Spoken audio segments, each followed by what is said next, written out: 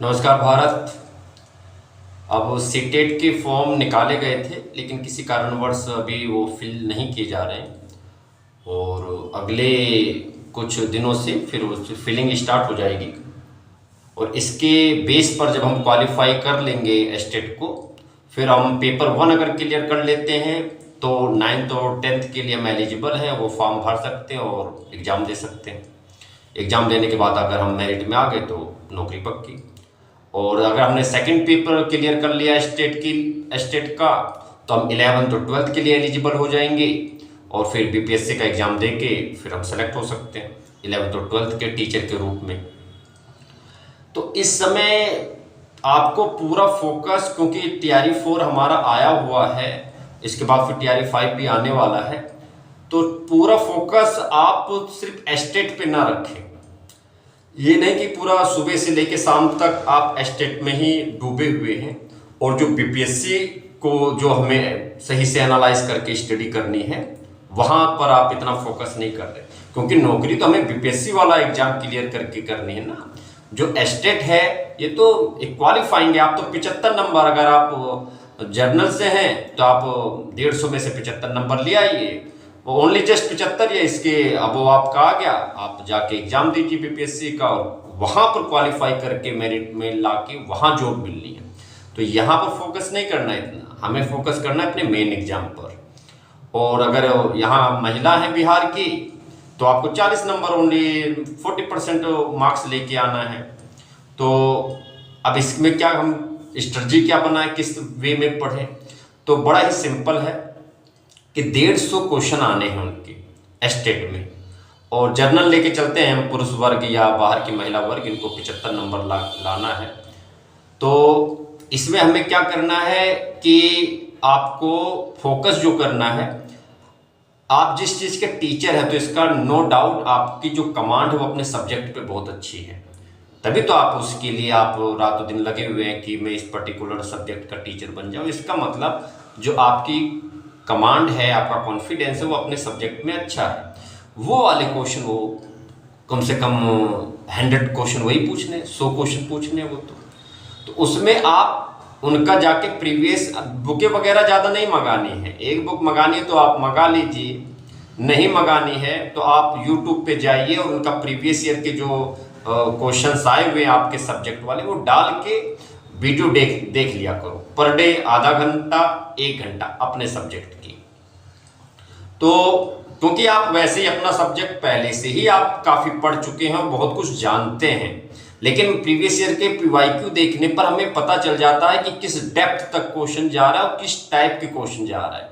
जब ऐसे ही क्वेश्चन का सामना स्टेट में होगा तो हम घबराएंगे नहीं, कॉन्फिडेंस में रहेंगे, क्योंकि हम ऐसे क्वेश्चन को हम पहले भी पीवाईक्यू को करके आए हुए हैं, हम फैमिलियर है। ये ब्रेन हमारा फैमिलियर होता है किसी चीज को लेके तो डरता नहीं है। फैमिलियर नहीं होता तो कोई इजी चीज भी हो तो थोड़ा सा स्ट्रेस में आ जाता है। तो उसके पीवाईक्यू आप एक वीडियो पर डे देख लिया करें, आधा घंटा देख लो, 1 घंटा देख लो, आप उसी में आपका 100 नंबर में से 75 नंबर चाहिए। 150 में 75 चाहिए है हमें 75, मैं तो कह रहा हूँ कि 75 नंबर आपकी 100 में ही आ जाएंगे, इसमें ही आ जाएंगे।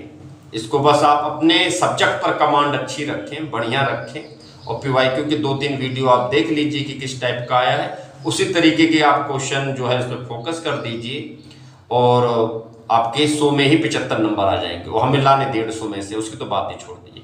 और 50 नंबर का मैं और बता देता हूँ कि सर ये जो एक्स्ट्रा 50 हुआ इसमें कैसे लेके आएंगे।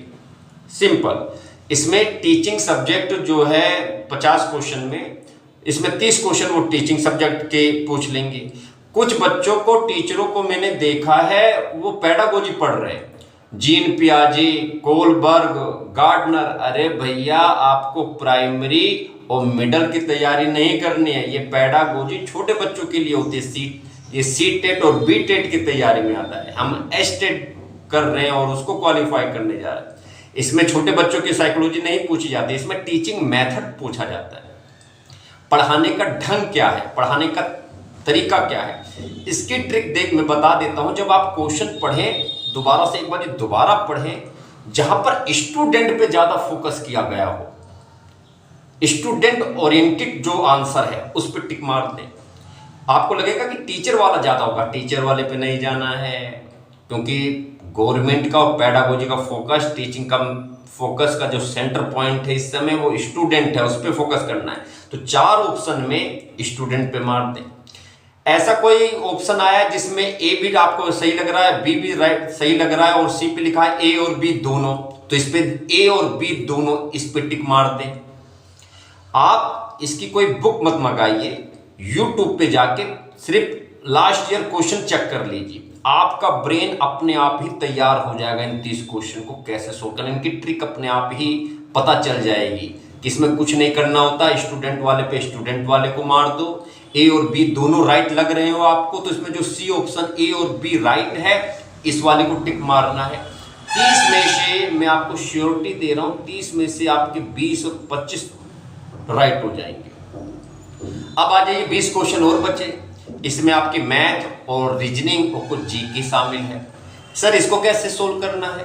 सिंपल है, आप भाई स्टेट के बाद कहीं ना कहीं आपका फोकस तो बीपीएससी का एग्जाम ही है, तो कहीं ना कहीं आप जीके जीएस तो हल्का फुल्का पढ़ ही रहे होंगे, कहीं ना कहीं हल्की फुल्की मैथ कर ही रहे होंगे, रीजनिंग हल्की सी कर ही रहे होंगे, और नहीं भी कर रहे हैं तो आप क्वालिफाई कर चुके हैं, इधर आप क्वालिफाई कर चुके हैं। मैं आपको 70-70 नंबर के आसपास जो आपके आ जाएंगे, क्या नाम है, 100 में से आपने मेन सब्जेक्ट में, और टीचिंग में से मैं आपको 30 में से 20 की ट्रिक बता चुका हूँ, 20-25 यहाँ पर आ गए, आप 90 और 100 के बीच में वैसे ही जा चुके हो। लेकिन फिर भी मैं इसकी ट्रिक बता देता हूँ कि ये आपका सर रीजनिंग कैसे होगा और मैथ वाला कैसे होगा। मैथ के और रीजनिंग के बहुत हाई लेवल क्वेश्चन ये नहीं पूछ रहे हैं, जिसको डर लग रहा है वो छोड़ दे, वो रहने दे, टाइम वेस्ट ना करे।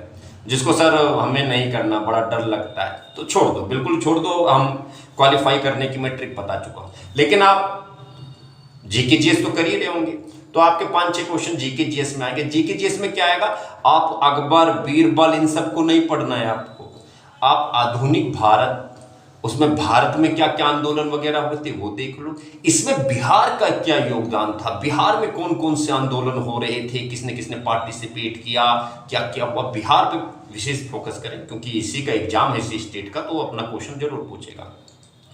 करंट अफेयर भाई इस समय मेन ट्रेंड में जो चल रहा है वो करंट अफेयर चल रहा है, तो आप करंट अफेयर जरूर जानें। कुछ भारत में मेन घटनाएं हुई हैं उसके बारे में जानें, कुछ इंटरनेशनल घटनाएं हो रही हैं थोड़ा उनके बारे में जानें, और बिहार में जो कुछ नई घटना हुई है वो जरूर जानें।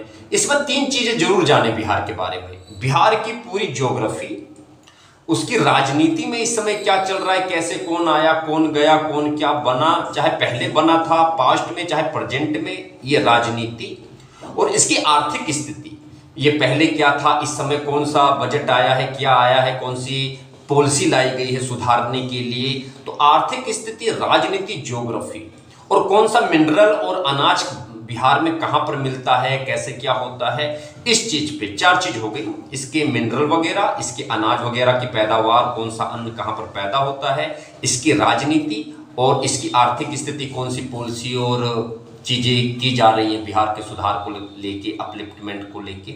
तो ये 4 चीजें आप थोड़ा सा हल्का हल्का पढ़ लें, आप देखोगे कि 4-5 क्वेश्चन जो बिहार से और आपके इंटरनेशनल और भारत से पूछे गए थे उसमें से आप 2-3 राइट कर ले जाओगे। और रही बात मैथ और रीजनिंग की, तो ये सारे टॉपिक नहीं क्लियर करने हैं इसमें क्या करना है, आपके 2-3 टॉपिक है, एज वाला, एवरेज वाला, ये 4-5 इनके टॉपिक हैं। आप हल्की सी कोई वीडियो वगैरह निकाल के इनकी ट्रिक वगैरह आप देख लीजिए, 1-2 बार प्रैक्टिस कर लीजिए, सिंपल क्वेश्चन आते ऑटोमेटिक आपसे सोल्व हो जाएगा, आई एम क्वाइट श्योर। और रीजनिंग बहुत ही लुल्लू लेवल पे आती है कि ए को ये कहते हैं तो बी को क्या कहते हैं, ये भी आप 2-4 क्वेश्चन किताब नहीं मंगा के घुसना है, फिर तो बहुत टाइम वेस्ट कर दिया आपने।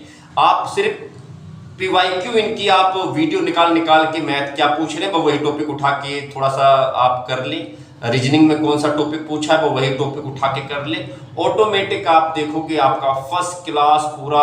मैं तो जो टेक्निक बताई है आप इसी को फॉलो करें, ज़्यादा नहीं पढ़ना है, 1-2 घंटे पढ़ के स्टेट आपका क्लियर होगा और 100+ आपके नंबर चले जाएंगे। पूरा फोकस आप BPSC पे रखें। बाकी BPSC क्या ट्रिक है, ये मेरी वीडियो जो है मैं अगली जो ट्रिक बताऊंगा, ये मेरा चैनल सब्सक्राइब कर लेना।